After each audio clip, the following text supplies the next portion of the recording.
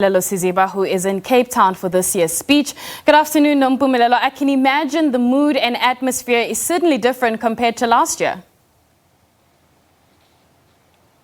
You know, last year and years prior, there will be a lot of hustle and bustle by this time, at least 2 hours before the budget speech. But, you know, it's very sparsely populated here. Even the fancy German cars that we would see rolled out, there are not many of them just as yet.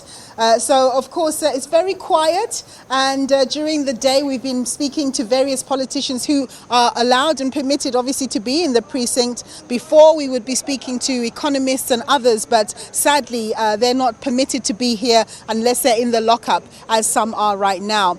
Now, one of the issues, of course, that has come up from the whole COVID-19 pandemic situation has been the absolute devastation that we've seen happen with families, those who already poor, already being pushed right down further into poverty, and working class and middle class families who've been hit by things like retrenchments and losing their jobs and so on, being pushed further into despair.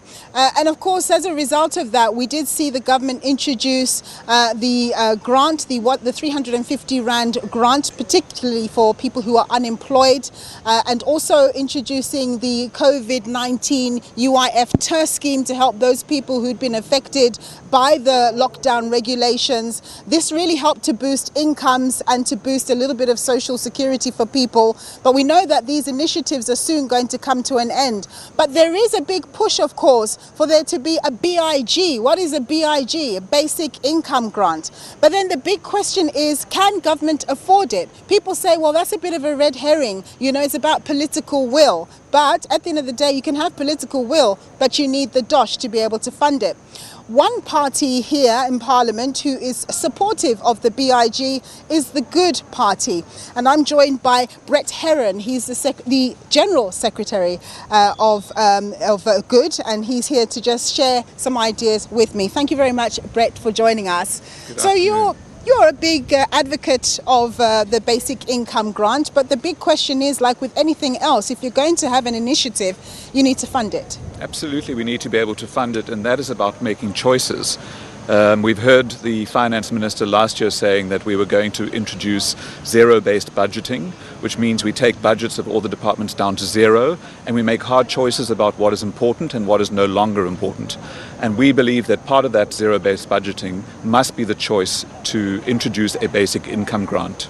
The COVID temporary social relief grant was introduced to alleviate some of the financial fallout from COVID-19 and the lockdown regulations, and that cannot come to an end. We need to extend that COVID social grant. And we need to hear from the Minister today that there is a commitment to finally introducing a basic income grant, which has been studied in South Africa since 2002, and over numerous studies has been found to be affordable if we make the choice. Making choices indeed. Now, one choice that we have to make, well, we don't have a choice, is that we need to get the vaccines, to get some 67% of South Africans vaccinated so that we can build up so-called herd immunity. It's said that it's going to cost something between 10 and 20 billion Rand to fund that. We've learned that the fiscus has been quite fortunate, managing to get a better tax take in recent months than had been anticipated. Do you expect that it should be fairly easy for them to cover procuring those vaccines? So we must see in the budget the estimated cost of vaccinating almost 70% of the adult population, which I believe has been put at about 24 billion Rand at the outer end. Okay. So we need to see that provided in the budget. And of course there is some good news in that they're calling us the lucky recipients of some tailwinds.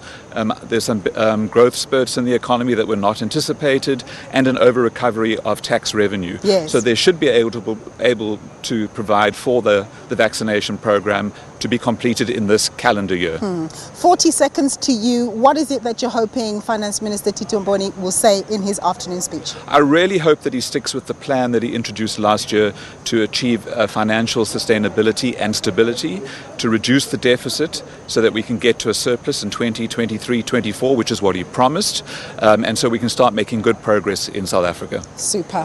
Thanks very much. That was Brett Herron. He's the General Secretary at Good, and I think he said good about 3 times in his conversation with us. It's back to you, Nastasia.